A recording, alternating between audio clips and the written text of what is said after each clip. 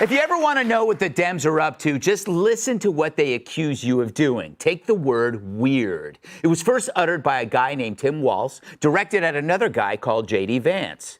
But turns out, as usual, it's a preemptive projection. For the Dems always call you on stuff that they're about to do or have already done. They accuse you of election interference before they do it. They accuse you of racism before they do it. They accuse you of censorship right before they try to shut you up. Tim Walz probably thought it was just another calm political moment, until Gutfeld kicked down the metaphorical door like he was auditioning for a comedy action movie. Suddenly, Walz is standing there, blinking, while Gutfeld turns every sentence into a punchline and every policy into a plot twist. What did Walz do to deserve this comedic ambush?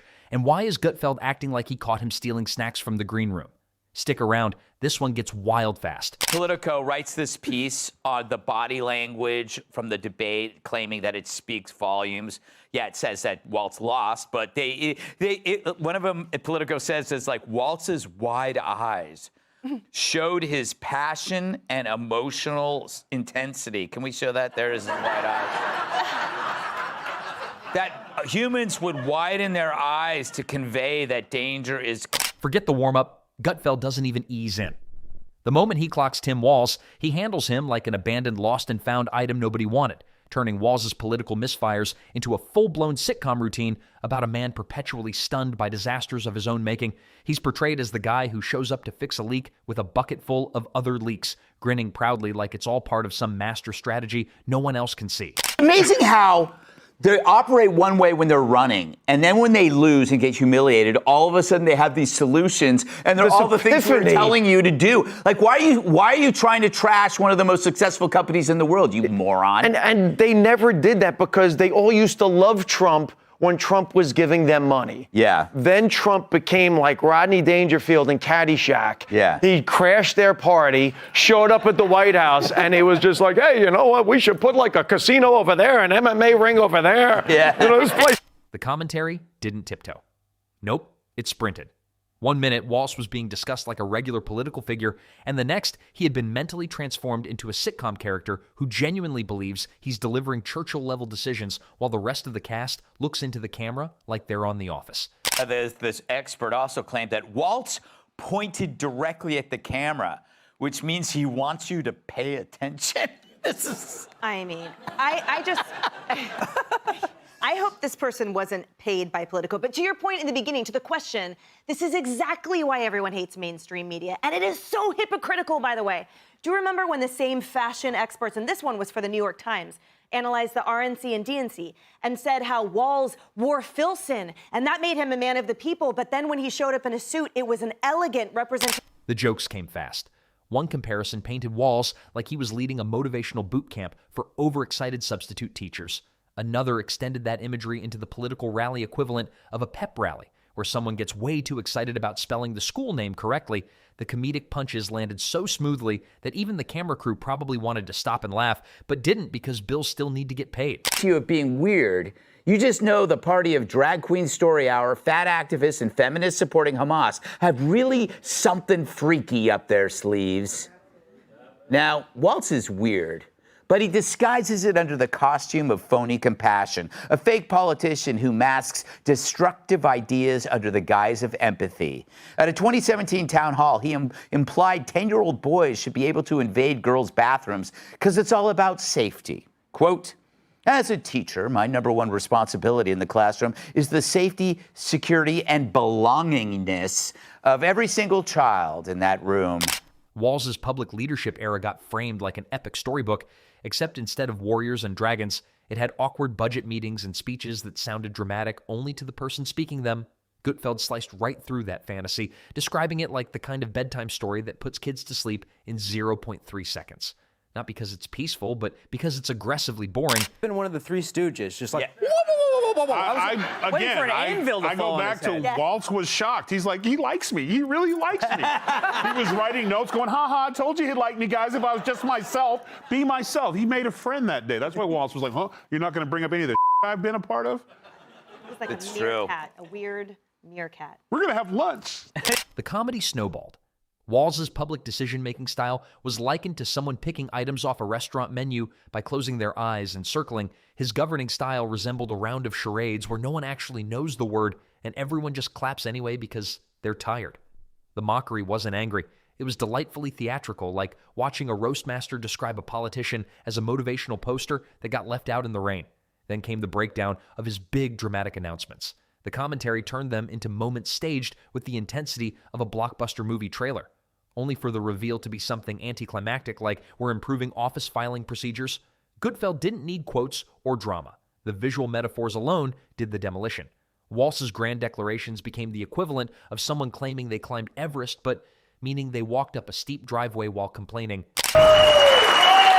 Walz says Democrats hate success. We as Democrats, we want people to pay their fair share, but why are we against people being successful like that? We can't be. Why are we against? We should talk about businesses. Not all businesses exploit their workers, and we get ourselves stuck in that. Oh, well, and I think we lose that. Get a room. Oh, wait, they weren't in a room. Vince. This is the guy that was rooting against Tesla stock. It flowed right into the pandemic-era leadership, where Walz's public persona seemed to balloon into a comedic version of a crisis commander who speaks as if he's piloting a spaceship during a meteor strike while actually adjusting the settings on a coffee maker. Every new directive in the news was framed like an episode of reality TV where contestants pretend something huge just happened, despite absolutely nothing happening. The commentary locked onto that self-serious presentation and treated it like a viral YouTube parody already halfway to 10 million views. And then came the smooth transition into public image management. Gutfeld compared Walz's enthusiasm for press appearances to a parent who volunteers at every school function, not because they want to help, but because they desperately need applause. That exaggerated need for public validation got roasted to perfection, like bread left in the toaster until it identifies as cinnamon ash. Even Walz's carefully crafted promotional photos got satirized as if he personally supervised the lighting because that elbow angle really mattered to history textbooks. From there, the comedy pivoted to campaign theatrics. Walz's rallies were described like high school assemblies and gymnasiums where someone insisted on handing out foam fingers because energy doesn't show up unless you bribe it.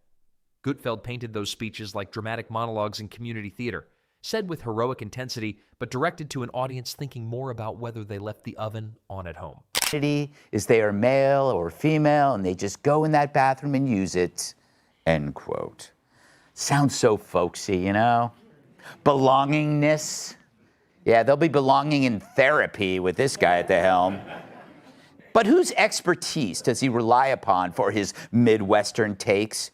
Here's Minnesota State Rep. Leigh Finke, who wants to train more children's doctors on sex change surgery and puberty blockers. He sponsored the Trans Refuge Bill, which Walz signed, which makes Minnesota a sanctuary state. Then came public confidence. Yes, that trademark confidence. Gutfeld treated it like an overinflated exercise ball. Sure, it works in theory, but at some point, it pops and someone gets blamed for leaning too hard. The jokes came alive with metaphors.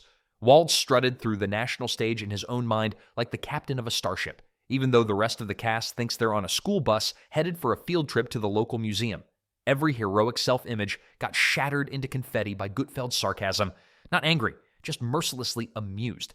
People talk about Walz as though he's outsmarting political rivals, but Gutfeld treated that victory dance like someone beating a toddler at Connect 4 and demanding medals. It was performance art disguised as commentary. Every decision Walz ever bragged about turned into an exaggerated tale of someone celebrating participation trophies like they just negotiated world peace. The segment flowed right into Walz's reactions to criticism. That area alone gave Gutfeld enough comedic fuel to power the next 5 seasons of late-night television. Walz's public defensiveness became a sitcom arc. Dramatic speeches, passionate statements, and heroic poses, all to defend something that felt as threatening as a paper cut. Gutfeld reframed every dramatic pushback moment into a giant imaginary tantrum staged by someone who insists they're calm while obviously flipping a metaphorical table. The tampon king gets back in the ring. I speak of former VP nominee Tim Walz. He joined Beto O'Rourke at a Texas town hall last night, and the estrogen levels were enough to give Chuck Norris menstrual cramps. I wonder, is our strength our diversity? Our strength is our diversity. We've been talking about this for years as a country of immigrants. And we let them define the issue on immigration. We let them define the issue on DEI, and we let them define what woke is. Then came the organized leadership fantasy, the idea that Walz commands his team with discipline and finesse. Gutfeld shredded that myth instantly, rewriting it as chaotic office meetings powered by snacks and panic. The idea of strategic brilliance transformed into a conference room full of people pretending to take notes while actually drawing cats on the margins. The comedy didn't even need insults. The descriptions alone did the surgery. Public appearances were next. Walz stepping into the spotlight got painted like a reality TV contestant convinced America is rooting for him, unaware the audience is actually rooting for commercial breaks. His over-rehearsed gestures were described like a man who Googled, "How do politicians move their hands?" Moments before walking on stage, not cruel, just poetically sarcastic. Then Gutfeld switched gears into the national stage ambitions, the dreams, the glowing self-mythology, the sense of destiny. He laughed through those aspirations like someone reviewing a sci-fi movie where the main character believes he's the chosen one. Despite the prophecy clearly referring to someone else, Walz suddenly became the political equivalent of a theme park mascot demanding to be treated like royalty. Every dramatic rally pose was transformed into a comedy bit without ever quoting or insulting, just describing the absurdity of the performance. The weird things about Walz, of course. He fibs about his military service. He set up a snitch line to narc on citizens for not wearing masks outside. And he's super weird on free speech. I think we need to push back on this. There's no guarantee to free speech on misinformation or hate speech, and especially around our democracy. There's no guarantee. What? I guess his class didn't cover the First Amendment. But if misinformation isn't free speech, then shouldn't he arrest himself for lying about his service? Nothing escaped. Not the speeches, not the branding, not the aspirational slogans. Walz's messaging was compared to inspirational gym posters that look powerful until you realize no one who has ever seen them has ever worked out. The slogans were depicted as so dramatic, they sounded like the world was changing, yet the actual result was closer to someone organizing sock drawers alphabetically, and then the transition of all transitions hit, the self-identity arc. Walz, perceiving himself as a towering leader, got roasted into an image of a man standing on a kitchen step stool and insisting he could see the whole world from there. The metaphorical takedown grew bigger than the man himself. His dominance became cartoonish. His strategy became the comedic centerpiece of the entire show. The peak moment was brutal in the funniest way possible. Gutfeld described Walz's heroic public persona like the main character in a comic book written by an author who had already missed 6 deadlines and stopped caring halfway through the seriousness of Walz's self-image. Those iconic photo ops, those dramatic glances into distant horizons, got turned into a parody about someone expecting a soundtrack to play every time they walk into a room. We got ourselves in this mess because we weren't bold enough to stand up and say, you damn right we're proud of these policies. We're going to put them in, and we're going to execute them. So, wait, you lost because you weren't woke enough? That's like telling Joy Behar she's not eating enough Doritos. That's like Jasmine Crockett saying, I got to black this up. That's like Bud Light saying, hey, you know what? We could use more Dylan Mulvaney. And then the perfect comedic finale landed. The narrative didn't need fireworks. It didn't need shouting. It didn't need a triumphant pose. Gutfeld simply moved on. He shrugged and wrapped up like someone finishing a casual conversation about grocery prices. The sudden shift back to normal news topics made the roast twice as devastating because it implied that dismantling Walz's image required no effort and no ceremony. Just a typical Tuesday on national television. The true punchline wasn't delivered verbally, it was the implication. A persona that once demanded respect had just been turned into a comedy prop without any dramatic buildup, and the show treated it as something routine, something expected, something almost easy. That subtle dismissal hit harder than every joke combined. But here's the real kicker. The segment is destined to live forever in clip form. Not because of politics or outrage or headlines, but because pure comedy hits different sarcasm, ages better than speeches. Satire outlives branding. A well-executed roast echoes longer than a campaign slogan ever could. Tim Walz didn't get criticized, he got turned into entertainment. His mythology got turned into memes. His decisions became comedic inspiration. His ambitions became the script for late-night comedy. Gold. But misrepresenting your past for political gain? I don't see that as a problem, said one woman. But even CNN A reporter delivered a devastating fact check on Walz's claims about military service. And you know what they say, when you've lost CNN, thank your cable provider. Gutfeld didn't just win the moment, he demolished the illusion of invincibility. Walz's dramatic self-image didn't just crack, it disintegrated into glitter and confusion. Every overblown boast, every heroic tone, every carefully crafted public moment wiped out by jokes delivered so casually they might as well have been ad-libbed over brunch. Politics might rebuild reputations. Headlines might shift again. Public perception might change in the future. But that comedic demolition on live television, that remains. And even now, replaying it in your head, you can almost hear the imaginary theme music Walz wishes would play when he enters a room. Only now it's been replaced by laugh tracks. The ego that once tried to be historic got flattened into a punchline. The legacy that once aimed for textbooks found a more realistic home in viral compilations titled When Confidence Goes Wrong. The laughter wasn't even finished echoing before the next layer of comedy folded in. Gutfeld pivoted from the mythology of Walz, the visionary, to the day-to-day habits that built that mythology in the first place. Suddenly, the leadership style was framed like someone running a fantasy football league with the same level of seriousness as a nuclear negotiation. Every sign-off on a policy felt like someone tightening their bow tie before pressing send on an email that says, per my last message in bold. Walz also seemed to doubt the validity of the last election and future ones. They've released analyses of election data out of Clark County, Nevada, that show some pretty convincing evidence of election tampering. So what can we do to make sure, A, that the midterms actually happen, and B, that they're free of fraud? Yeah, this one's a core. We saw just recently Donald Trump's executive order to make it more difficult, specifically to women, trying to make it more difficult for. The comedy moved to his strategic planning process, turning it into a cinematic scene where Walz stares intensely at a whiteboard full of arrows and circles that don't point anywhere.